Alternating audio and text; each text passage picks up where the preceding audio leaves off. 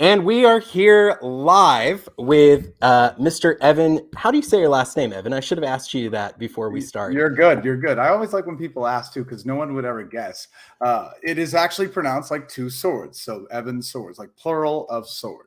Evan Swords. Awesome. Well, thank you for being on the show today. We're going to be talking about the MCU on TV. Everything MCU, WandaVision, Falcon and the Winter Soldier, Loki, Hawkeye, all of the series that have been on so far in anticipation of Moon Knight. So don't miss it. So I just want to introduce Evan really quick, Mr. Evan Swords, who I actually follow because of his great 49er content, but he also slips in, I've noticed, some great hot takes on comic book movies, superhero TVs.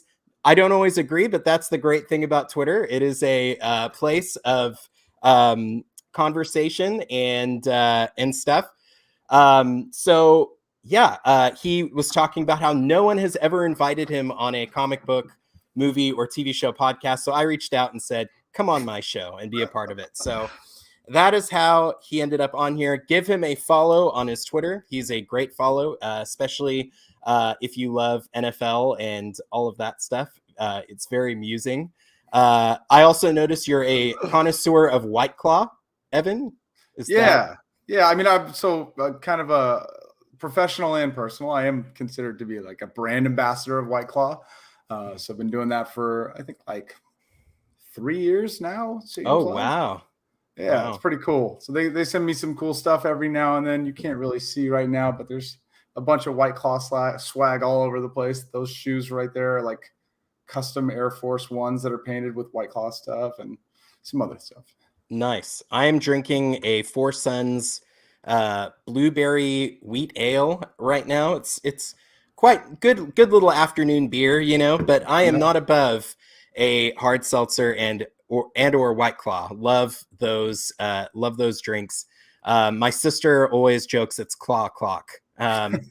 Whenever we're gonna bust one out. So well, thank you for joining us on the show. Let's start with just the overall impressions of the MCU so far on TV. Now, this was a big gambit for Marvel. Marvel had dipped its toes in TV before, but it was, as we know, it wasn't Marvel Studios producing that stuff. It was Marvel Entertainment, which was a separate entity. And then Kevin Feige, who runs Marvel Studios, started took over the TV properties, and WandaVision and Falcon and the Winter Soldier and Loki and Hawkeye are sort of the first things out of the gate from Marvel Studios. So, Evan, what do you think of the MCU on TV so far? What are your first impressions of it? Yeah, well, I mean, it's a long time coming, first and foremost, right? Fans from way back in the day would remember that, like, even like not even that far back, but Agents of S.H.I.E.L.D., right? It was kind of like this quasi Marvel property where it was, they referenced the MCU. They definitely talked about events. Like, obviously, Agent Coulson came from, an MCU property movie, right? He was in the Avengers. He was in some Iron Man movies. And I never really got into Agents of S.H.I.E.L.D. just because the production value just never really kind of felt at the same level which the MCU movies are. And that's the hard part, right? Like, the MCU as a whole is this well-oiled machine at this point where we've watched grow over 10 years that gets to use all the money in the world. So, when we started out with those properties, it kind of felt like it wasn't the same, right? And you could kind of enjoy a little bit. The acting was a little campy, but it just definitely wasn't the same. So when they actually came out with, Daredevil, right? That next kind of evolution of that stuff, right? Like the Daredevil property and Luke Cage and the Defenders and everything like that, it gave kind of a whole different approach, right? A lot more gritty, like some really, like, one could argue maybe, like, in Daredevil specifically, this is some of the best acting maybe in the entire Marvel, medium when it comes to TV or movie. And so, all of the history of these TV shows in general really kind of made you really curious of how they would approach the MCU, right? The Disney Plus shows. When they pulled the Defenders entirely, everyone was really upset because Daredevil was doing so good. But then they're like, well, we're coming out with a streaming platform. It seems like that was so long ago, right? But you know, now that the Disney Plus properties have come out, now that we've actually gotten to watch WandaVision and everything, it seems like this incredible journey that we're just now starting, right? If you remember, Marvel as a whole didn't get to release anything during the pandemic in the movie theater, right? Theaters shut down, pandemic, everyone's stuck at home. WandaVision was really like a saving grace, like this beacon of like light and hope during just a terrible, terrible time where we were like, finally, like we can't go to movie theaters. And so, you know, it has been, I think, since they have come out with WandaVision, if you look at all the different shows that have come out, we can talk about them individually and stuff like that. But it came out in a point where it was like so welcome and so needed. And, you know, I think it was hard to maybe look at it just objectively from there because there was so much of that kind of feeling and emotion involved in it. But now that we've had some time to kind of let it breathe and judge it on its own, I've really enjoyed it. I've enjoyed the effort that's been put into it. They've found great actors. They found great characters to adapt. They've taken shows that, you know, WandaVision, that there's no world where that would have been a movie, right? That needed to be an episodic approach into which you're literally getting to kind of see things progress week to week, even like kind of, you know, taking a lot of the liberties from old school TV. And so I love that they found the right stories for the right medium, and it's, you know, it still grows to this day. Yeah, no, I absolutely agree with you. And to your point of Daredevil and the Netflix TV series, even though those aren't officially MCU properties, or are they now because of some of the stuff that he is seen. Yeah. But like I do think that they kind of served as a proof of concept, like, hey, we can give this big cinematic feel on the small screen. And I think that gave Kevin Feige a lot of confidence to say, you know what, this is something that we should pursue as Marvel Studios. And the benefit now is like Agents of S.H.I.E.L.D. had to kind of tiptoe around the MCU. It kind of had to like, it wasn't really involved in the planning process of the MCU. So especially in the earlier seasons, they had to do a lot of maneuvering. I only watched the first couple of seasons myself. I didn't really jump the shark pretty early. It was very similar to like the Sony verse now, right? Where they're like, we're kind of involved. Like, can we say this? Am I allowed to say this? Like that type of feel of it. Yeah. But then they and I don't know if you saw Agent Carter. I feel like that one was more successful because it took place in the past and they could play with a lot of that stuff. But yeah, I totally agree with you. I think that it was a great jumping off point and start to the MCU, and I've been incredibly impressed. I've got to tell you, when I heard the premise for WandaVision, I was like, that sounds really weird. I don't know if that's going to work. When Kevin Feige was like, yeah, it's a sitcom, wink, wink. Oh, and by the way, spoilers for all of these shows moving forward. So if you haven't seen these shows and you want to watch it, we're going to be talking spoilers the whole time. But also, if you haven't watched it already, what are you doing? Like, it's been so long. Go watch it. You're probably not watching this show at the moment. But yeah, so I was quite blown away by how good WandaVision was. I was very, very blown away by it. And then that just sort of opened the floodgates to the whole TV. And some of these projects were more successful than others. But overall, I think that there's a great quality here. And these shows, unlike the previous ones, feel fully integrated into the MCU. So I think that that's really cool. Absolutely. Yeah. Well, let's just dive into these individual shows and talk a little bit about them. We'll start with WandaVision, which we've already kind of referenced. So Evan, tell me what your overall thoughts about WandaVision were. What were some of the things that you liked? What were some of the things that you wish you saw more of? I don't know if you were in on the Twitter joke about Mephisto. Yeah, of course. Yeah. Everybody wanted to see Mephisto, and it became a running gag about the MCU. Who is it? Mephisto. Mephisto. Yeah. Yeah.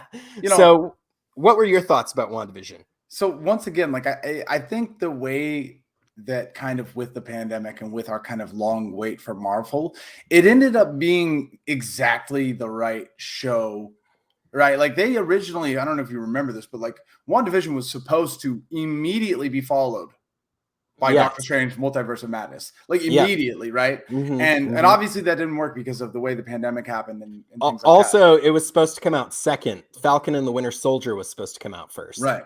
So, I actually like the way it ended up happening because WandaVision was so, as you made the joke about Mephisto, it was so hard to guess. No one Hmm. really knew how it was going to be approached, what was kind of happening, right? It was a very weird kind of fever dream concept, but I love the slow roll and the slow unravel of it. I mean, there were so many little pieces. First and foremost, I mean, I love that we got actual like real life story and emotion about Vision and Wanda, who really hadn't been unpeeled, or peeled away that much, right? With Wanda, you feel like the only real like who is Wanda as a person was like the Paprika scene with Vision, right, where she's trying to break out of the Avengers campus. And I think the same with Vision too, right? Vision is like one of the most complex, unique, and important Avengers characters in like Marvel comic history, right? And all we really got to see was that kind of duality of him versus Vision. And he's like he's this powerful guy, but he didn't really get to fight that much, yada yada yada.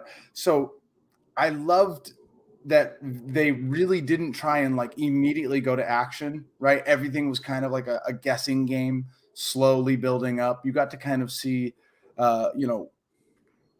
I mean, it wasn't even, I think, till like the fourth episode where you really started to kind of be able to get an idea of what was going on. And then there were so many little things. I don't want to like get too far ahead, but like my favorite overall thing I think about that show, which I loved, was Wanda was like always considered, right, that she got lucky with Tony Stark's Stark Technologies bomb that was in the middle of their home. And right, it was always considered that she got lucky, that it killed her family or didn't kill anyone else, all these things. The reality is that Wanda has had magic in her since inception of birth, right? Hmm. Hmm. The Wanda that we know in the comics, which is obviously more mutant central, Hmm. that started to kind of come up a little bit more. Like, no, Hmm. this wasn't luck.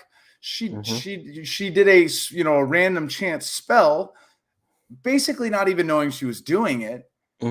to get this bomb to not explode. That one little story line right there, that one little piece Hmm. makes you reevaluate everything about Wanda that you had known thus far. And it was Hmm. things like that. Like WandaVision wasn't by all means the loudest or like the most CGI or anything up until like maybe the last episode, but it Hmm. gave you these little nuggets that kind of made you reevaluate the entire MCU.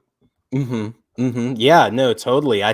I loved all the ties to the MCU. I actually feel like it was really smart for WandaVision to come up first because first of all, I think it's one of the stronger shows out of the four that have been released so far.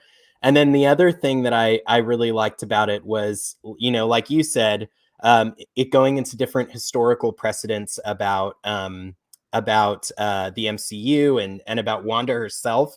Like, is she a mutant? She could be a mutant if once they introduce mutants into the MCU. Right. Like, who knows? We'll see how it happens. We'll see how it unfolds. But like, they kind of planted seeds there. The other thing that I really loved about the show was how Jack Schaefer, who's the writer of the show, she's going to be doing other projects moving forward too. She's a writer, I believe she's a writer on Doctor Strange and the Multiverse of Madness Yeah. as well. But and she was a writer on Black Widow too. But what I really liked about what she did with this was she took the central premise of grief, like the concept of grief, and put it into a superhero TV show, Yeah. which is kind of crazy, But if you're going to do it with any character, it's Wanda. Like, she has lost her parents, she has lost her brother, she's lost her love. She lost her like chosen family with the Avengers when they like broke apart. So she's a character who's experienced so much loss in such a compact amount of time. The fact that the show decided to tackle it in a way that took it seriously was astounding. And there's that scene in WandaVision where Wanda and Vision are sitting on her bed, and she's just talking about how much she misses her brother and how much she misses her parents and everything like that. And Vision looks at her and says, "What is grief but if not love persevering?" And that line was just, that was like so deep. And as you know, somebody who's experienced grief myself recently, like that resonates with me in a very, very deep way. And I thought it was really interesting. I also loved Catherine Hahn as Agatha Harkness. She was so great in the show. I think she should be in every every project she can be in every universe she can be in. She's so funny. She's great, you know, and she did such a great job in this show.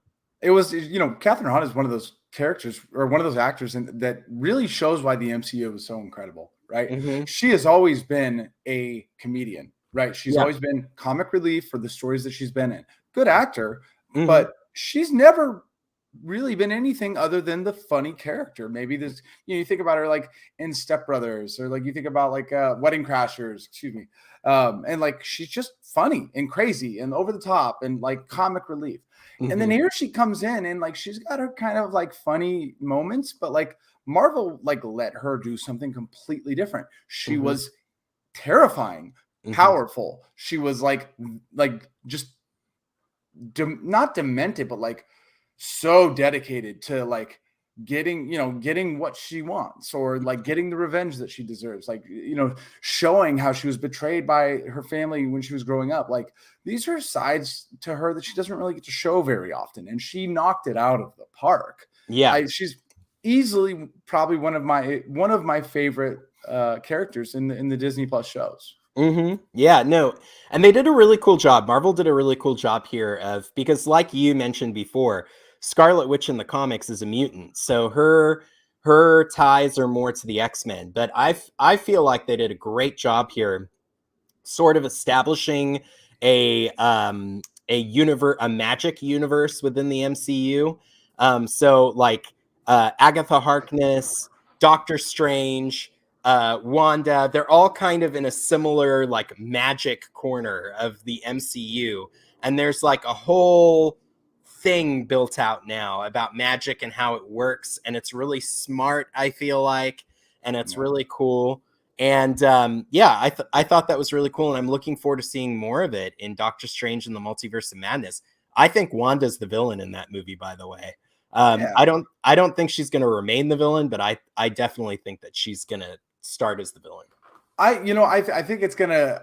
I don't like to consider Marvel to ever be cliche or anything like that, but like for the movie itself, it is obviously going to be one of the craziest Marvel movies, you know, maybe ever. You know, they're saying it's on the same scale level that No Way Home is, but just in a different approach. I do think that it is, you know, she's going to be kind of like, I am here to get my kids back. That is all I care about, and I'm going to do it no matter what. Like, you know, her line when she says, you know, you break the rules, you're a hero. I break the rules, I'm the bad guy. That doesn't seem very fair. Although, Wanda, you literally took hostage an entire town of people and killed people. It's a little different. All right, it's not the same. It's trying to make people forget who Peter Parker was. But yeah, you know, it is, I think, exactly what the MCU needs to go to the next level. And it's kind of funny when you think about it from just a micro perspective. Like, it all started because, you know, Wanda had PTSD and was like reliving her childhood in the form of TV shows. Yeah, no, it's really funny. I actually, in retrospect, I was kind of wondering where they were going and planting the seeds, but I actually, in retrospect, really liked the sitcom format of the first 3 episodes and kind of like drawing us in a sense. Well, and then also using it like No, these are the shows that she watched growing up Yeah. before she lived all that trauma, before she Mhm. had post-traumatic stress disorder. It's not just a, oh, funny, like let's just do this because I'm a witch. It was like, Yeah. no, literally, this is the only stability her brain and and her background and mind had from the only time in her life before she wasn't, involved in some kind of like trauma. Yeah, totally. And I loved in episode 5 we see the 80s, early 90s kind of era of sitcom because that's when I was a kid. That's what I used to watch. Same. So, yeah, and I loved the and Elizabeth Olsen paid homage. You know, a lot of actresses would run away from their very famous older sisters sort of thing, but there were a couple of shots that paid homage to Full House in there. So I think she should be commended for that. Yeah. Well, I think Because, it's also pretty easy for her, which she's like incredibly successful now, and they're like doing something entirely that's not acting anymore out of yeah. their own choice. So yeah, Yeah, no, I thought that was really cool. So yeah, so WandaVision, I think we both agree, great show. Great start to the MCU on TV. absolutely. Yeah. Great way to get things moving. Yeah, definitely.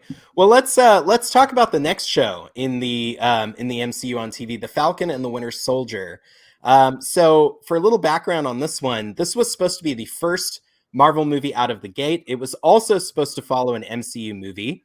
It was supposed to follow Black Widow, and when you watch the two things together, you can kind of see where things got retooled a little bit to account for the fact that this TV Right. series was going to come out before the Black Widow movie. But overall, look, and then there's also some things that had to change in this film. I don't know if you're aware, but there was supposed to be a pandemic storyline in this film. Like the blip caused a pandemic, and that Yeah. was supposed to be a part of the story. And then when a real pandemic actually happened, they were like, maybe this isn't the best thing. The writers are sitting in the room with each other, like, what did we do? Did we Yeah. did we cause this? Yeah, so they decided against they had to kind of retool the show a little bit away from a pandemic and kind of so in my opinion this show feels a little disjointed because of some of those things, but overall I think it's really good. But I want to hear your thoughts first. What did you think of The Falcon and the Winter Soldier? Well, it's interesting, right? Because one, I've heard people say they didn't like it that much. I liked a lot of aspects that I think maybe without being too controversial. I think when race gets involved, there's some people that are just instinctually like they get uncomfortable. They don't want to be a part of it. They feel like they don't belong in the conversation, or they maybe like, hey, this is too much for me. You Mhm. know, I am one of the whitest human beings on earth. I grew up in Beaverton, Oregon, which is literally one of the whitest cities per capita in the entire country. So I am very white, but I also grew up with like my entire friend group was minorities, right? So Mhm. like I never really felt personally like I never shied away from the topic of race, right? Because these like Mhm. the majority of the people that I cared about the most growing up, experience racism and all those things. Mhm. So I think The Falcon and the Winter Soldier as a TV show tackled race in such a beautiful way that the MCU hadn't done yet. Mhm. And I think a lot of the people, like there's people right now talking about, oh, the Batman was so great because it's dark and it's gritty. And I think there's hints of like people not liking the MCU as much or not giving it the flowers that it deserves because sometimes they just are too bubbly or are too, colorful, and they do shy away from the harder conversations. So here we have the Falcon and the Winter Soldier, right? Captain America is the poster child for white America, right? He is Mhm.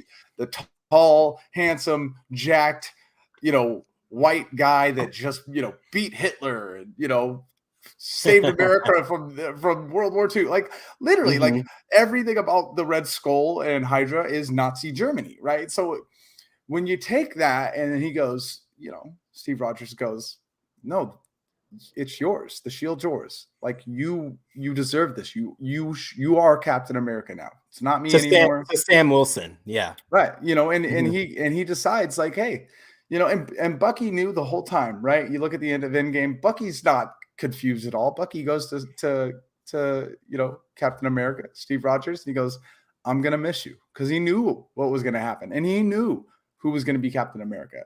And I just thought it was such a great way to tell that story, right? Because you leave Endgame going, Cap's gone, Tony's gone. How could this person who has no powers be Captain America? And I said that, right? I'm like, come on. Like, I mean, like Bucky's at least got the super soldier serum. Like, how are you going to do that? And the entire story is predicated on Sam Wilson finding, like growing into becoming Captain America and finding a way to do it without having powers. In fact, the people that are the bad guys in there have powers, right? They have the super soldier serum. So it was such a smart way to approach it. It's like, we're going to show you what it's like to be an Avenger post Endgame. He can't get a loan. One of the smallest things in the world. Like as a viewer, I'm sitting there, I'm like, how he needs money? He doesn't just have like a United States like debit card that just never runs out. Like, he saved the universe. What? And so like I think it was just such a smart way to approach it. And there were so many little things too, like and we're obviously going to see more of this, and we're not done, but seeing the 1980s version of Captain America, right? Of the first Black Captain America, who was essentially just this government project, right? He was being kind of like tested on. And then when he actually wanted to go be a superhero and he wanted to go do the right thing as Captain America, they didn't like it. And the US government shut it down and hunted him and put him in jail for a very long time. And, I think when you look from the start to finish, how you look at Sam Wilson growing into becoming that hero and becoming, in his eyes, deserving of the shield. How else could you write that better? Yeah. How else could you write that better? He doesn't need the superhero, serum. He has to fight a bunch of super soldiers that do have it, that don't deserve it, that didn't earn it, right? The Captain America is completely flawed in all the wrong ways, right? He isn't humble, right? He doesn't do it for just doing the right thing, no matter what, right? The Captain America symbolism that is, even when everyone in front of you is saying you not to do something and you know it's right, you look at them and you say, no, you move, right? That's the ultimate Captain America sign. And he was the exact opposite of that. So I don't want to ramble on too much, but I just, as a guy watching that show, I thought that was such a difficult storyline to do. And I thought they did it well. Yeah, I agree with you. I think the strongest part of this show is the story about Sam Wilson and basically navigating what does it mean for a Black man to take on the mantle of Captain America. That is the most powerful part of the story, and I felt like that was portrayed well. And I was really impressed that they incorporated that, like you alluded to, the was it called what was it called? It was called Red, Black, and White. But it's basically the storyline of the original Captain America from the comics. And by the way, when this show came out, that storyline had been out of print for a very long time, which was kind of like eyebrow raising amongst Marvel, but they of course released it.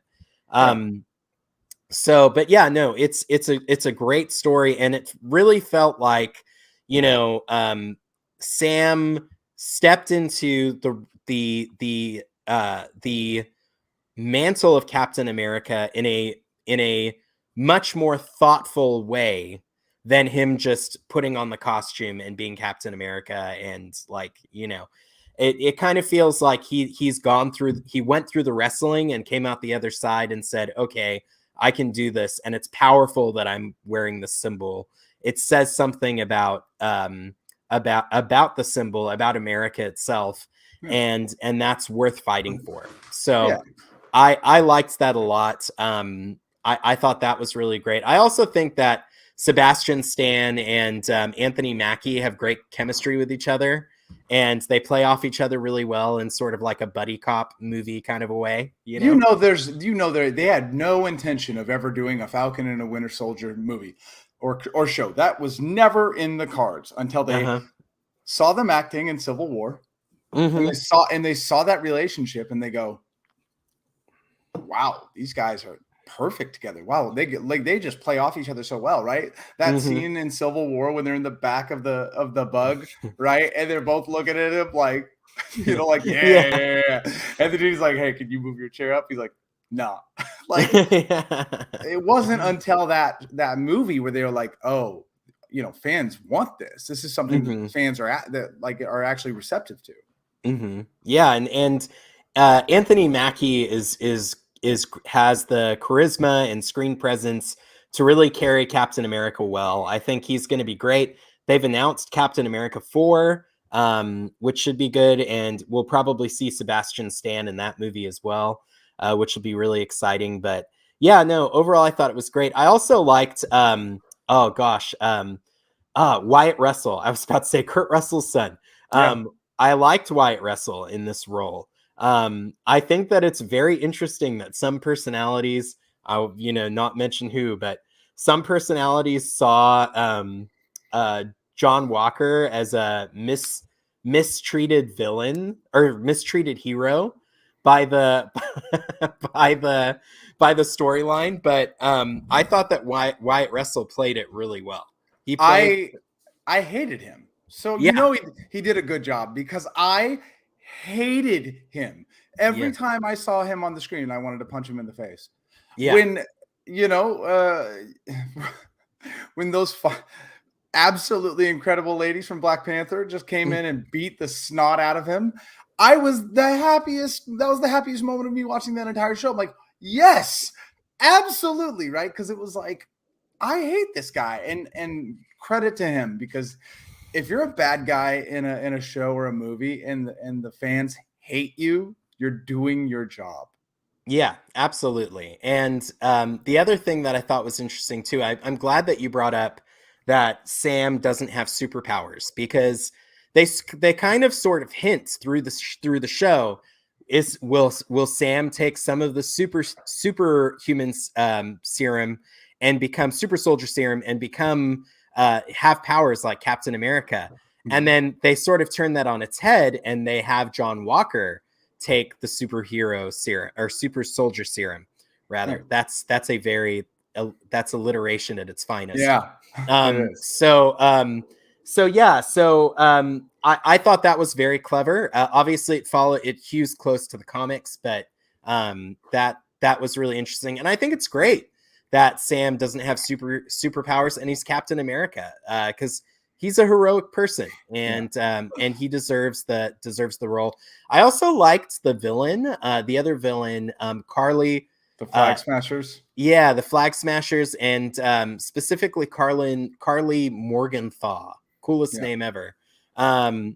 But really, really well done. Really like human performance, which I really enjoyed, and you can kind of see how people get by Aaron Kellyman. That's right, Aaron Yeah. Kellyman plays her, and does a really good job at bringing sort of a human element into the series. Also, love. I'm just seeing it now. Julia Louis Dreyfus Yeah. popping up as Valentina Allegra de Fontaine, the sort of dark version of Nick Fury. Right. That's going to be a lot of fun to see moving forward. And of course, she was also in Black Widow in the end credit scene as well. Yeah. I like the Flag Smashers, like in terms of, like, I think they serve their purpose. But I mean, like, I don't want I'm always tasked as being the guy that thinks everything about the MCU is perfect. And Uh-huh. for the most part it is. But that was probably like the weakest point of the show, right? Like Yes. the villains, first off, everybody having the super soldier serum, like, I didn't like that. I think it kind Hmm. of watered it down a lot, right? Maybe just Hmm. give it to her. No, Hmm. not every single human, like that, their entire team, right? I thought that was kind of an interesting approach. It was, I think it fell flat a couple of the times. She did a good job of kind of like being the apparatus that moves the storyline forward and helps, one, it helps Bucky kind of like deal with his own trauma, right? And being able to be like, I know what it's like. I understand. Like I'm fighting these demons myself. Like I like that she served the purpose there, but like overall, them as like a big bad, I think was kind of like a little too one-dimensional, and I think it was the Anthony Mackie, the Sebastian Stan, like those were the people that really like drove the story home. Yeah, and I think part of the Flag Smashers, the weaknesses of that storyline is the fact that they were supposed to be motivated by a global pandemic caused by the blip, and or so they think, and so they lost that kind of element of that story, which kind of made it. Even the person that there's like a funeral scene in the film, and in the original show, as it was originally conceived, that person was supposed to have died of the disease that's spreading in the world. So, yeah. So so yeah, I agree. But overall, I think Falcon and the Winter Soldier did its job. It transitioned at the end. Captain America and the Winter Soldier. Mm-hmm. Although I don't know that Bucky would necessarily want to be called the Winter Soldier, but he is in the comics, so we'll roll with it. But yeah, so overall, the White Wolf. I kind of like that name. I think they actually will, but I do hope they kind of go that route in the next couple of movies. He's supposed to be in Black Panther Wakanda Forever, so maybe that's where he'll take up the mantle. So really well done. Let's go into the next series, Loki. This is a series, to be honest, we had so much MCU TV up until this point. I was feeling, not that I was fatigued, but it was just like, okay, here we go, another series, Yeah. And man, I have got to tell you, for me, well, I'll let you speak first. Go ahead and tell me what you think about Loki. I mean, this was a roller coaster for me because one, I was like, I don't know that Loki needs his own show, right? You just got done killing him in Infinity War, right? You just got done literally having Thanos say, you aren't going to be revived this time, right? And Loki's known for dying all the time, and so I thought it was an intelligent way to bringing him back, right? Having it be a variant from that timeline that they kind of screwed with. I did like that, but at the same time, I remember starting the show being like, kind of, what are they doing here? What's the point? And then being like, all right, well, Owen Wilson is incredible, right? And then kind of loving that dynamic, right? That same buddy cop kind of feel. It did kind of. It dragged on for a little bit, especially in the middle. Just like always kind of walking and talking, like, being in the supermart, like just a lot of it was like, kind of like, I don't know. I mean, I kind of am interested. Where's this going? But it felt kind of a little boring, a little bit. And then they give you the ending. And like the last episode and a half, maybe even the last 2 episodes, like I still to this day watch the Kang the Conqueror, or excuse me, the one who remains, if you will, that like reveal. I've watched that probably like 10 or 15 times, honestly, just because it's so well done. And you think about the scene of like Loki learning, which I hope this is a call to later movies and later media in the MCU, when the older Loki's like, basically like, you have no idea how strong you really are, do you? And I hope that is kind of something that they take on, like Loki being really one of the most powerful magicians, or the sorcerers, or whatever you want to call them in the MCU entirely. So I did really like how it kind of like ramped up at the end, and it was a pleasure to watch. All the different Lokis were incredible. Owen Wilson was incredible. He loved. I hope he gets to ride his jet ski one day. That's all I have to say. I think he will. Yeah, I think he will. Yeah, he misses his jet ski so much. Old Owen Wilson's character, Mobius. Yeah, I really loved Loki. I was so impressed with this show. And I agree with you. I think in the middle of it drags a little bit, but man, those last two episodes are absolutely like next level. And this almost feels like to me that this might have worked as a 2 hour movie as opposed to like a 4.5 hour, give or take, TV Yeah. series. Like they could have cut out a lot of the middle and it probably would have worked. But yeah, no, I think that it's in the end it ended up being great, and I really liked. Of course, Tom Hiddleston is great as Loki. But I also really liked Sophia Di Martino as Sylvie. I thought that she was great. I thought that Owen Wilson was great.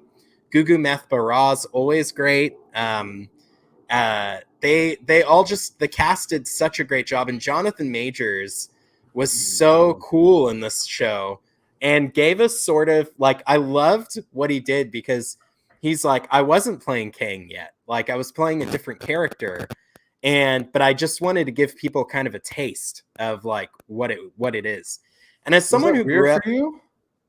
Was it no, weird it was for you? no, it was cool. I thought it was really really cool.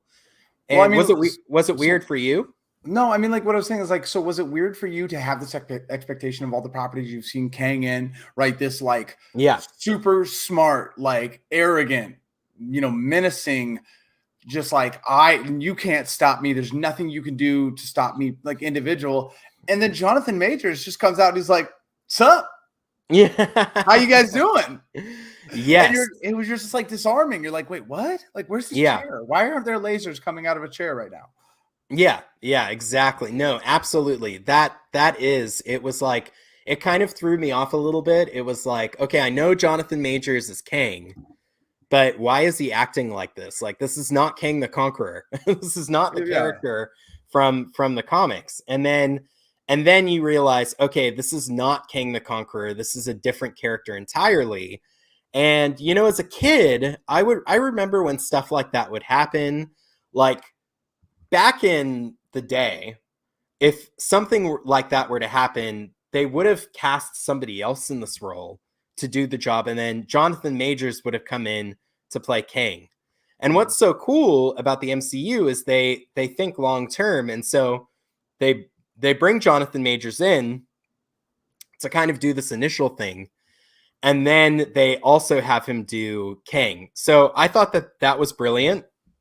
That was really really well done. And yeah, I applaud them for that. It ended up being really cool, and it sort of creates the multiverse in the MCU, which is really cool. Yeah. So we're there's things. It also confirms there was also question, like the writers of Infinity War and Endgame talked about how the Captain America going back in time to be with Peggy was a separate timeline. Or the writer said it was a part of the same timeline. The director said it was a separate offshoot. And I think that this series confirms that up until this point, there was one sacred timeline. And so Captain America went back in time in the main MCU and married Peggy Carter and had kids with her, which means he was kissing his niece in Civil War. Allegedly. So allegedly. Yeah. So think about that for a minute. But yeah, it was but that's really interesting. It was kind of cool how it moved the story of the MCU forward. So yeah, it was interesting for sure. I gotta say, I'm really curious. We talked about it a little bit. I'm really curious on how Jonathan Majors, how does he play? Right? Like, how does he play Kang? Does he play like this kind of whimsical, like carefree, I'm going to destroy everything because I'm the smartest guy, I'm not worried about it? Or are you going to see he who remains in the way he was portrayed? And that was one thing. And then the next thing he's actually going to be the guy you remember, and the terrifying, so that's kind of what I'm most curious to see. Like, how do they approach that? Yeah, it'll be very, very interesting. But let's talk really quick about Hawkeye, the latest series, the one that was released around Christmas time, wrapped up wrapped up, I think, early this year.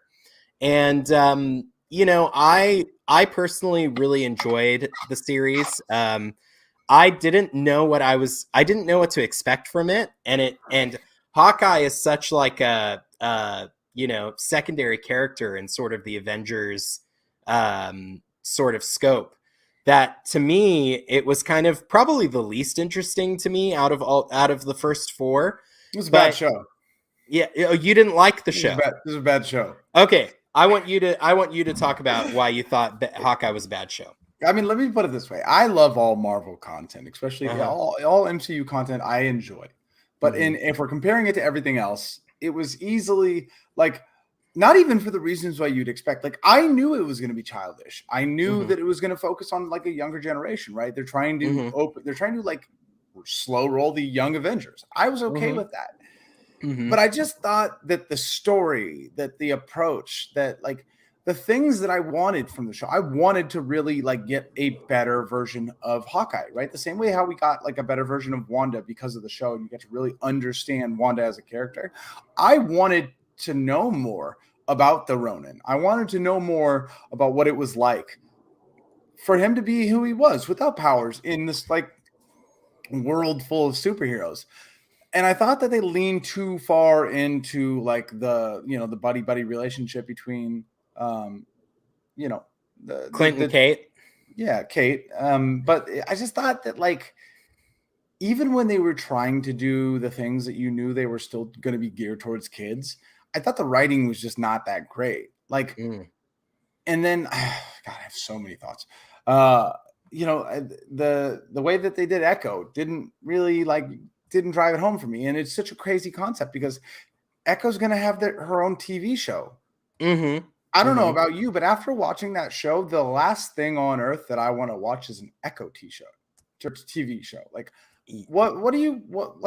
Like, she's got like kind of good martial arts and she's deaf. Like, I feel like if you're going to do a character like Echo, who is deaf, right? Who has that kind of similar, like, you know, disability, if you will, that Clint Barton has, that Hawkeye has, right? Like, you should have like done more with it. It was just kind of like, oh, she's deaf and she's Kingpin's niece and she can fight and she's kind of evil. But and now that's going to be a show for what? So I don't know. I thought that it was trying to do a lot of things, and I don't know if it maybe got caught up in doing too much once.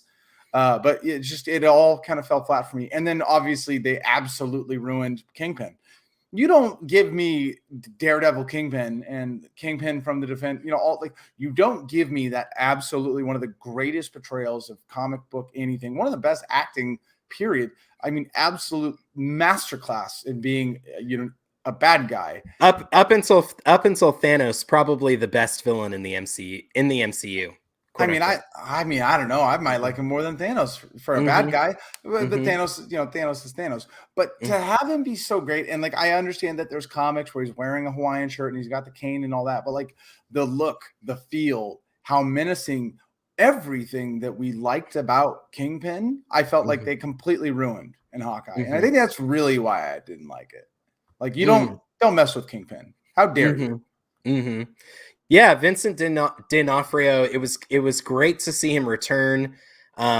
Exciting to see what the future holds. Maybe, hopefully, they can redeem him in your eyes. Evan, we'll have to see and wait and see. Obviously, you know, they make it seem like Echo kills him. You can't kill the Kingpin. No, I don't think he's dead either. And I think we're going to see him again. And potentially in Daredevil projects, maybe even Spider-Man projects in the future. So we'll have to see. But our boy Daredevil's coming back, right? Yes. He just announced the fourth season. Daredevil's incredible. So I think if Daredevil's coming back, we're gonna get good Kingpin back, and we need him because he got beat up by a child. Yeah. So it'll be very interesting to see. I think I enjoyed Hawkeye a little bit more than you did. I like some of the, but I do see what you're saying there. There's just something a little bit lacking in it. Again, it seems like it seems like something that could have used a little bit more development. I also really enjoyed seeing Florence Pugh's Black Widow Incredible. come back. That was great. And her scenes with Kate Bishop are awesome. I want them to make a Kate Bishop and oh gosh, Yelena. I almost forgot her name. Yeah, Kate Bishop, Yelena buddy comedy. You want the Falcon and the Winter Soldier, but with Black Widow and Kate Bishop. Yeah. Hawkeye. Yeah. Like, yeah, absolutely. It's the same. It's that same level. The way that the Winter Soldier and Falcon played off each other in Civil War, like they are just as good, if not better. They were so fun to be around. And like, that's how I knew that Hawkeye as a show, it wasn't the kid aspect or the childish aspect that like bothered me, because those scenes, when they're very playful and having fun and it's not serious and it's joking, I love that. Yelena's incredible. I mean, like Florence Pugh is just an incredible actor. So it wasn't that, and I did love that. But like, yeah, I mean, this is another reminder of why I dislike that show that much, because there were things that I loved, and then they disappeared. Yeah, and I do agree with you. I think that they could have gone more into Clint's motivations, who he is as a character. I did like how they mentioned Natasha in the series and sort of his guilt over that. That I would feel immensely guilty if my best friend sacrificed herself. Do you ever have those feelings when you're watching a TV show where you're like so frustrated? You're like, just say it. Like, why? Just like, you get in those moments where you're like, a normal person would just say this, right? And you get so frustrated. I love that Hawkeye literally was like, he didn't, right? It wasn't one of those moments where he actually did say to her, he's like, you have no idea. Like, no one would ever stop your sister. Like, no one was ever going to stop her. You think I didn't try? You think I didn't want to? I would have given my life for her any day of the week. She doesn't lose. Like, I love that he, like, that frustration that some shows maybe hold back, just let out. Yeah, and I also appreciate that, just talking about the MCU more broadly, I appreciate that they never made Natasha and Clint fall in love. Well, Clint's married, so he would have been a dirtbag if he fell in love with Natasha. But he's an assassin, but we draw the line at infidelity. Yes, exactly. So like I liked that they let them have a platonic opposite sex relationship. I thought that's great. And they're genuinely, you feel like genuinely Clint has lost his best friend. Like, well, and that's what it was, right? Because like we talk about, and you said it already, I love this so much, how much the Disney Plus shows delved into trauma, right? These are very, very emotionally broken human beings, right? And superheroes and gods, right? And this is like Clint looks at Natasha as, this is the person that saved me, right? Because obviously he saved her in Endgame, but Natasha times 100 was like, no, you saved me. That's why I can sacrifice myself in Endgame, because I had nothing. I was just, Red Room assassin who desperately needed help, and I didn't deserve it. And you saved me. You gave me another chance, right? And that's what to your point. It was didn't need to be platonic, right? Because it was like a love that was so like strong, because it's like they saved each other. And I think that's why, like, you don't talk about it enough, but that's why it made so much sense in Endgame. Of course, she's going to save him. He already saved her. Yeah, absolutely. So, all right. Well, so maybe Hawkeye wasn't the best Marvel show, but we've got 2 more Marvel shows coming up. So maybe Marvel can redeem themselves in your eyes, Evan. So first up, we have coming up in just the next few days here, in a little over a week, we've got Moon Knight, starring Oscar Isaac and Ethan Hawke. So we've seen the trailer for this. Moon Knight, of course, is about a character called Mark Spector, who struggles with mental illness and may or may not be a masked vigilante with ancient powers. So what are your impressions of the Moon Knight trailer? What do you think about that? So first and foremost, whenever you're watching a Disney Plus Marvel piece, for me at least, the one thing in my head is always like, are they going to have enough money, are they going to put enough money into the CGI? Because these are superheroes, right? Mhm. And, there's a lot of different variations of Moon Knight. Moon Knight is already one of my favorite characters in the MCU, and I have yet to see the show. I'm so excited. The actors in the show, all of like, it's to get him to play Moon Knight, to get Ethan Hawke to play opposite of him, like, it's going to be incredible. But the one thing that I love is they're not diving, they're not hiding the Khonshu, the Egyptian aspect of it, right? Like, they're not shying away from the CGI, like the wraps, the mummy wraps that come around him when he turns into the superhero Moon Knight, like, looked incredible, right? Like him jumping from rooftop to rooftop, like the fighting, the CGI, like it looks like it's like easily so far the most money that they have put into a TV show, and I'm only watching trailers. I'm so excited for Moon Knight. I'm so excited for them doing something, from what we're hearing, is one completely separate to the MCU, right? Obviously they'll tie it in eventually, but the director said it straight up, like, this has nothing to do with the MCU. I love that. Yeah. It doesn't always have to be connected. It's the first series that's completely original. It's not connected to any characters previously established or anything like that.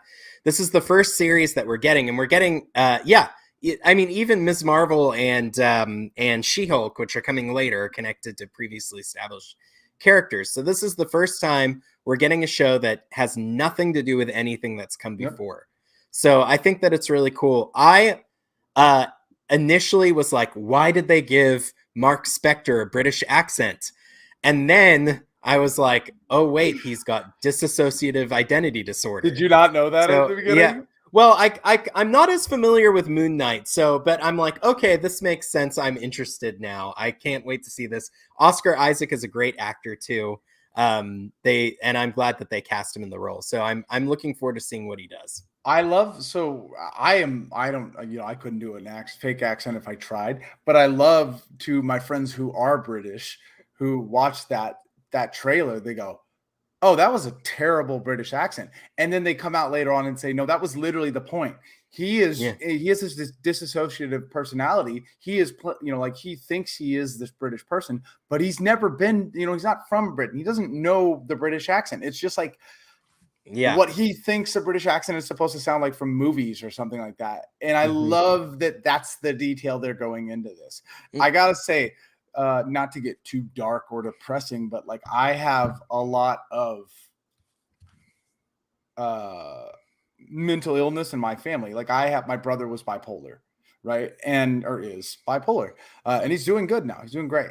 But like, I was very like, it was like almost like it's going to be a little uncomfortable to watch it, right? And then watching the trailers and everything, it's just done so well that I'm like, I have a lot of that, like, it's like gone, right? Like, I feel like I'm going to be just fine watching it. And I think that's just shows, like, we started this as like Iron Man was this cool playboy that shot lasers out of his arm and was rich, billionaire playboy philanthropist, yada, yada, yada. And now they're like tackling grief. They're tackling dissociative personality disorders, right? Bipolar, manic. They're tackling, trauma. Like these are like really heavy, real life problems. Of course, it's with a guy that throws around a moon batarang and, like, flies from roof to roof and, wears white because he wants his enemies to see him when he's coming. But I just love that they're not afraid to tackle real problems. It's funny that you called it a batarang. Well, right, because that's the whole point. Yeah, he's kind of MCU's Batman. Yeah, well, he's supposed to be the opposite of Batman, right? Whereas Batman wears all black, right? So, like the running gag about Moon Knight is he wears white because he wants his enemies to see him. He wears white because he wants people to see the blood on him, right? Like he's not afraid. It's the opposite. He's not hiding. He's coming to beat you up. One of my favorite things from the comics about Moon Knight, and I think this is going to be what we really love about this show, is Taskmaster in the comics is the guy that can watch what you do and then recreate it immediately, right? He can mirror every move that you make just by watching you. He can learn how to essentially fight like you, right? And he said in the comics, I hate fighting Moon Knight more than anyone else because Moon Knight doesn't block. He wants to get hit. He wants the pain. He wants to he's not going to block. So he'll like watch Moon Knight and then have to fight like him and just get, pummeled. I love that. I love that. It's the complete opposite. Batman can block every single thing. Moon Knight doesn't care about getting pain. He doesn't care. Yeah, no, that's really interesting. Yeah, I'm looking forward to the show. I'm a big fan of Ethan Hawke. I think that he's great in everything that he's in. His daughter Maya is also very good. She was in Stranger Things. That's an aside. But it's really cool. It also looks like they're going to do the Mr. Knight personality, that's the Moon Knight and the suits and tie and all that sort of thing. So that'll be really interesting to watch and check out. Let's talk briefly about the Miss Marvel trailer. This to me looks like it's gonna mainly appeal to teens, particularly teen girls. But I think that that's great. I took my little cousin who's 11 years old to go watch No Way Home, and she absolutely loved it. And so I'm really stoked that Miss Marvel's coming out because I'm going to be able to say to her, hey, you should watch Miss Marvel. I think you're really going to like it. It's about a teen girl with superpowers. I think she's going to be really stoked. And I think it's going to be really good. Miss Marvel's a great character. Where there's been a lot of criticism around Carol Danvers and the way that she's portrayed, both in the film and in the comics. Miss Marvel, I think, has been a pretty universally praised. Kamala Khan is a pretty universally praised character. Yeah. So I'm really interested to see what this show does. It looks like a lot of fun. What did you think of this Ms. Marvel trailer? Not to have you thinking that I, have that opinion about Hawkeye, about everything. I'm really excited for it. So first and foremost, I say this once again as a guy that is as white as my t-shirt. I understand how important, once again, from the perspective of a white guy trying to do better and trying to understand, I understand the importance of representation, and I understand how long it's been in that, Eastern Asians, right? The Middle Easterns, that is not a representation that you see in comic book movies or superhero movies, right? And if you look, Miss Marvel is one of the more, one of the newer stories in comics, right? She's not the oldest story in comics, but it was their approach of trying to be like, we need to, have young girls, young boys see themselves, right? It's not just Captain America and his blonde hair and blue eyes, right?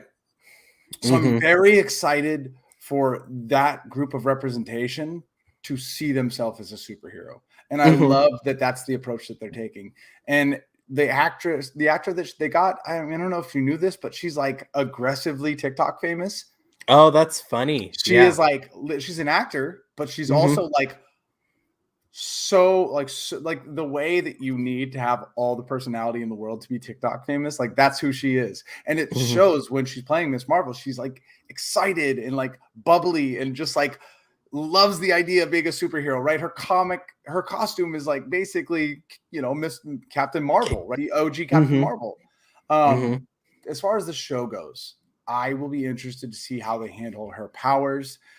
Her powers are looking right now to be very different. They are gauntlet-based, cosmic energy-based. Someone called her Shazam Green Lantern. I love that's what they said that it looks like to them. Well, I think in the comics, right, she ends up being kind of like a cellular, like she can she can kind of like control her, everything in her being and her body to the point where she could actually move her cells, or I'm not getting. She's an Inhuman in the comics, right? But she's able to take her body and transport it into future or past versions of herself because she has that much ability of cell manipulation. And so she's, the stretchy, right? Stretch Armstrong, right? The Mr. Mhm. Fantastic from Fantastic Four that we're all, familiar of. That was what Mhm. she normally is, right? She can make her fists really large and really, for our old people, like Foo Fighters Everlong, right? Yeah.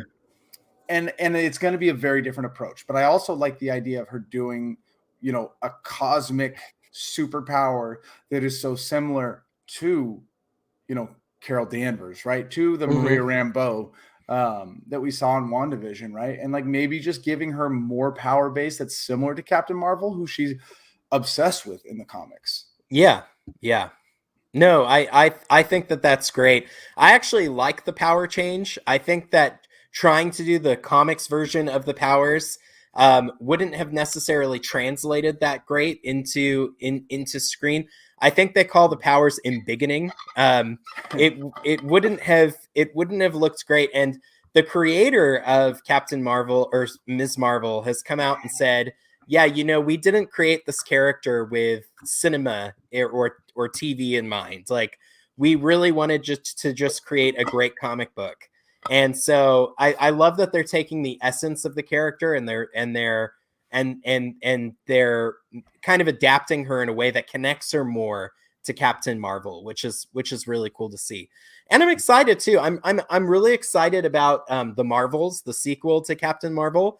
I'll be honest, I didn't particularly care that much for Brie Larson's portrayal of Captain Marvel. That being said, her appearance in Shang-Chi was such a huge improvement, in my opinion, to her own solo film. And so I loved Maria Rambeau from WandaVision. It's criminal that we didn't mention her. She's great. She's going to be great.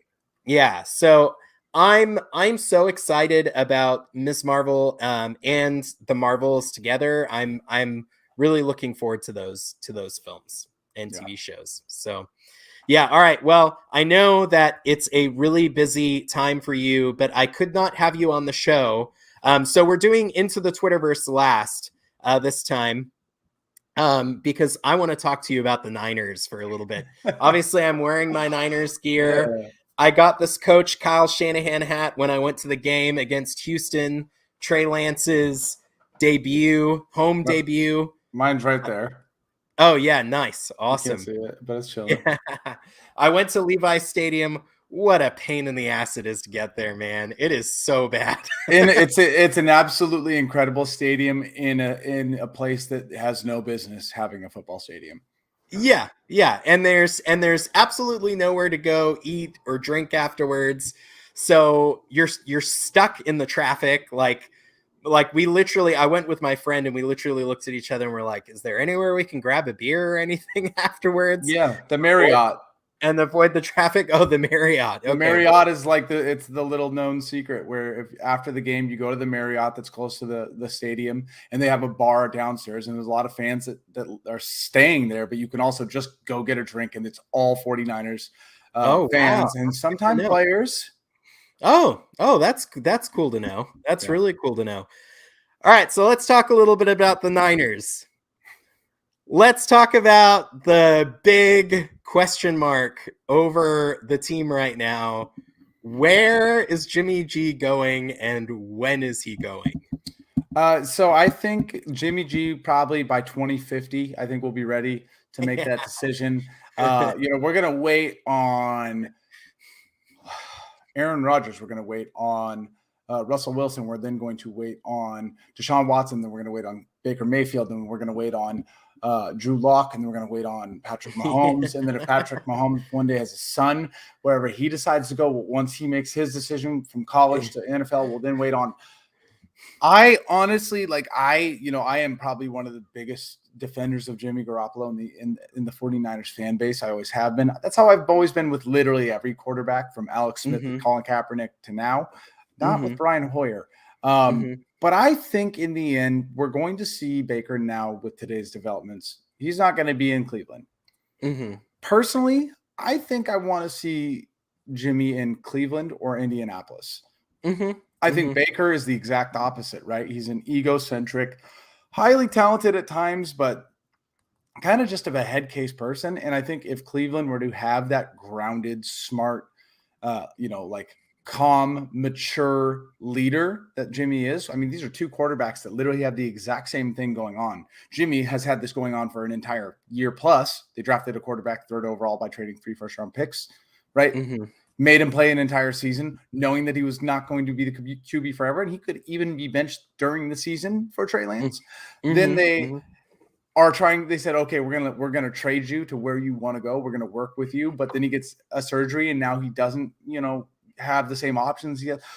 Well, the whole time he's never complained. Yeah. He's always said the right thing. He's always Mm-hmm. done the right thing. He's always been a mentor to Trey when he didn't have to be. Brett Favre did not do that for Aaron Rodgers, right? Mm-hmm. Joe Montana did not do that for Steve Young. And No. Jimmy's always done the right thing in that aspect. So I like the idea of him going to Cleveland, where Baker Mayfield has literally done the opposite. The second he heard that he might get traded, he wrote a goodbye letter. That was so weird.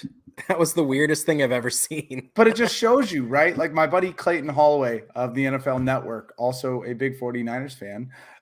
He said it. He's like, we don't deserve Jimmy. Not because of, you can say what you want about his play style or whatever, but he's always done the professional thing. He's always been a team first person.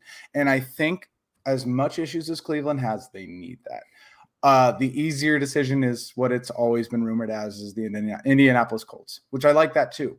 The GM in Indianapolis is a GM that the 49ers fans and brass wanted for a long time. He's done a very good job since he's been there. I like the idea of Quentin Nelson being able to be that offensive guard that can kind of be the lineman protector in which Jimmy needs. Jonathan Taylor is the best running back in the NFL, in case anyone's wondering. I like the idea of Jimmy playing with him. And there's a lot of fun weapons there. So I think my heart says Cleveland, but my mind says Indianapolis. And I think it's probably hopefully going to happen in the next day or two. I think once Deshaun Watson decides where he wants to go, I think that it becomes easy then for a team to say, all right, we're like, Deshaun's off the board. Yeah. Let's go get Jimmy. Kind of like Aaron Rodgers and Russell Wilson. As soon as Aaron Rodgers announced he was staying in Green Bay, Broncos announced we're gonna trade for Russell Wilson. So that's very interesting. I want Jimmy to go somewhere where he can be successful, and preferably not in the NFC. Definitely not in the NFC West. My brother was like, a great landing spot for Jimmy would be Seattle. Seattle would never do that. No, they wouldn't. And I was like, bro, that would seriously break the hearts of so many Niner fans if he went to Seattle. Like, and they're a shit team right now. Crap team, sorry. Not following my own rules. No. They wouldn't do it. The Seattle fan base they would never let that happen, because they're so used to beating 49ers quarterbacks that I think they'd have a spasm if that ever happened. Yeah, totally. So, yeah, man, I agree with you. I think that the Indianapolis Colts or the Browns would be good landing spots for Jimmy. I'm wearing a George Kittle jersey right now. What is your opinion about Grant Cohn's assertion that the 49ers should trade George Kittle? I think what do you think of that? Do you? But not for the reason that you think. Yeah, I'm one of the biggest George Kittle fans. Period. I think he is without a doubt the best tight end in the NFL, and I understand that the genius that is Kyle Shanahan, and I don't even for a second say that he's not. He is, but for some reason he thinks it's more important to use him as a blocker than the best tight end in the NFL that he is. I think he could absolutely always, day in and day out, do more than Travis Kelce or Darren Waller or any of these guys. He is just better, and he never gets used that way. He's used as a blocker constantly, and that's what Kyle wants. There's a lot of fans that think, oh, well, it's because Jimmy can't throw far, right? It's because Jimmy can't throw the ball. If Trey Lance, no, that's how he wants to use George Kittle. He had 2 Pro Bowl offensive linemen and an all-pro left tackle, Trent Williams, this year. The line was good, and they Mhm. still wanted him to use it. And you know what? Even still, being the offensive lineman where he was blocking 65% of the snaps, he still got 1,000 yards. Yeah. No, I think that what you said about George Kittle, like blaming it on Jimmy Garoppolo, George Kittle can catch anything. Like he is that good. I mean, when I was at the Houston game, Trey Lance threw a ball that was a little bit high, and I don't know if you remember this play, but like George Kittle extended his body in like the craziest way I've ever seen and managed to get that ball in his possession and like make the play. And they penalized Houston for pass interference, and San Francisco denied or declined the penalty. But it was crazy what George Kittle. It's crazy what George Kittle can do. Yeah, and it is. That's my entire point. George Kittle will always get you a first down. He will always break through tackles, no matter what. No matter what, just put the ball in his hand. There were so many games where like we finally like would put the ball in his hand, and he would make plays, and that was what was absolutely insane to me. Sure, your running game, you love it so much. Kyle thinks he's the most important thing in the world. Eli Mitchell played terribly in the end of the season after having a pretty good start to the year. Right? Like the running game was non-existent. They gave up on Trey Sermon week 1. Right? And so like your running game's not working, and then they still made him block. They still didn't try and pass to him. So if that's how you're going to use the best tight end in the NFL, trade him. You can find a blocking tight end. You absolutely can find a blocking tight end. There's plenty of them. In fact, that's really all the tight end position has been for literally the last 20 years. They're everywhere. If that's all you want George Kittle to do, get 2 first-round picks for him, or 3 if you can.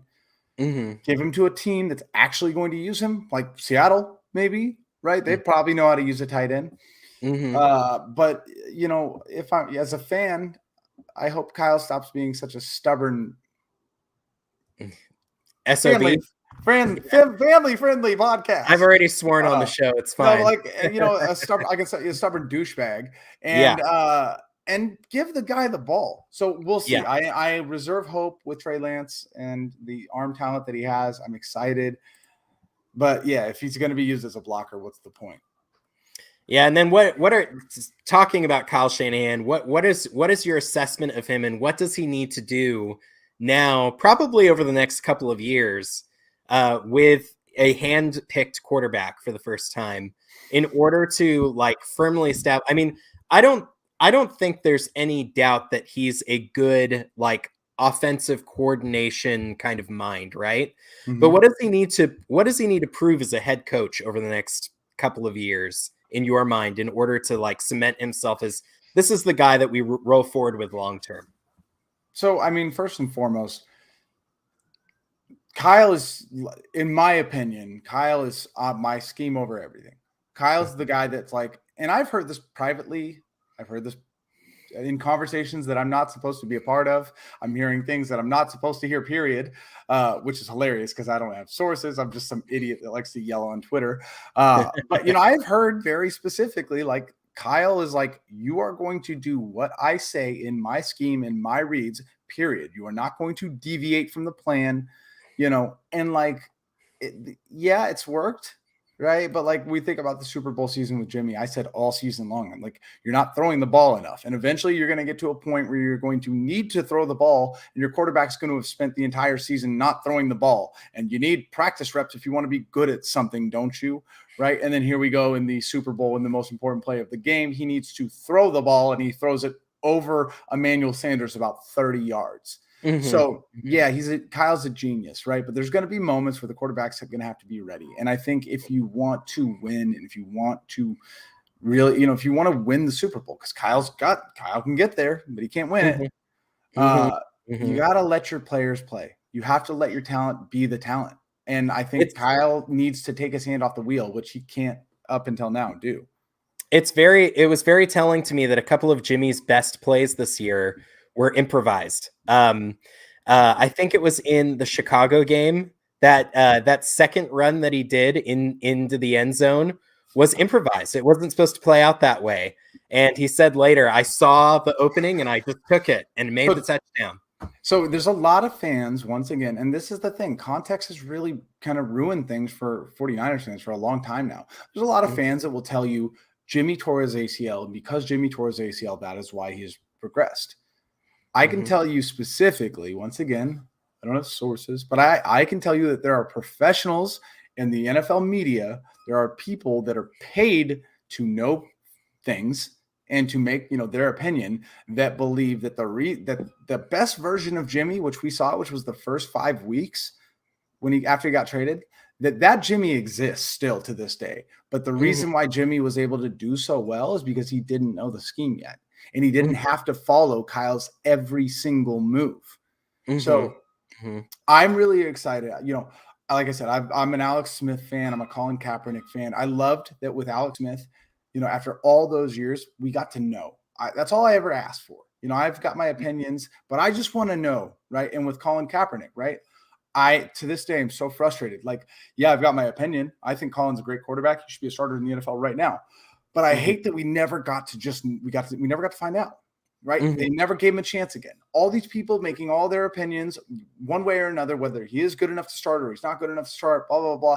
I hate that we can't know. And I am so thankful. Like, I have my anxiety goes down to like 10% when I know that with Jimmy, we're going to find out whether yeah, I'm right, or whether Kyle's right, whoever. We're going to find out because Jimmy's going to get to kind of pick where he wants to go to some extent, right? mhm, mhm, And he's not going to have Kyle anymore. And he's not going to have Kyle's scheme. So either he plays well again, and we see a version of Jimmy that we haven't seen in a long time, and we go, wait a second, what is Kyle doing over there? Or mhm, Jimmy goes and just plays absolutely terribly. In fact, he plays worse. And we mhm, go, well, obviously Kyle is propping up a lot. And we're mhm. going to know. That's all I want. Yeah, no, that's a good point. That's a great point. Yeah, it's going to be very interesting to see what happens in 2022. I hope if Kyle is ruining quarterbacks that he doesn't ruin Trey Lance.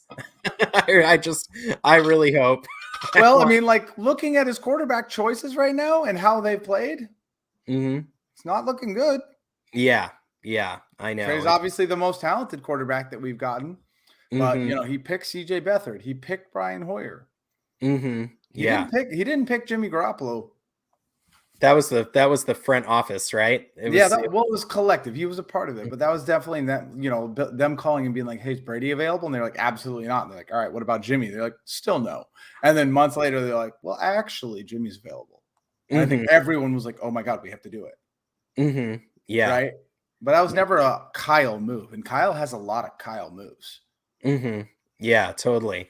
No, I'm very grateful that Jimmy Garoppolo came to the 49ers because I feel like for such a long time, like post Colin Kaepernick, we were really, really struggling. Jimmy injected like faith into the franchise The again. I mean, faithful. faith into the faithful. And he took us for like, and he even said it in his press conference. It was a wild ride. Like there were ups and there were downs and there were so many different things. But overall, you can't say that,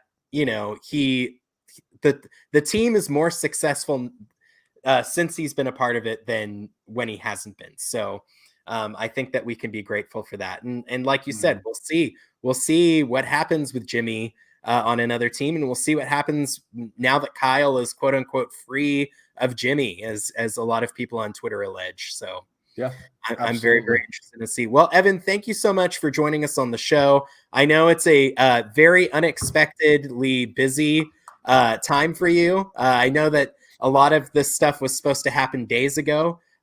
So I know that you're probably tracking that stuff, but I just want you to be able to plug whatever it is that you want to plug, and then we'll call it a night. Yeah, obviously if you're a 49ers fan, that's my thing, right? Or the NFL in general. You'll absolutely be able to be there. But I just want to say in general, thank you for having me on. I love comics, I love comic book movies, I love comic book movie content. And it is something that I don't get to talk about a lot. And I thought about like, I see when you're on TikTok scrolling and you see all these people that are literally just sharing they're just talking into their camera, talking about their opinions. And I'm like, God, I should do that. Like, I want to do that. So I feel like this is like me, like putting my toes in the water. This is step, Yes. this is step one. And I really appreciate you for giving me the opportunity, man. Yeah, totally, totally. Well, thanks so much for joining us, Evan. Stay tuned to my Twitter channels. I'll be sharing what's next. And yeah, we'll see you next time.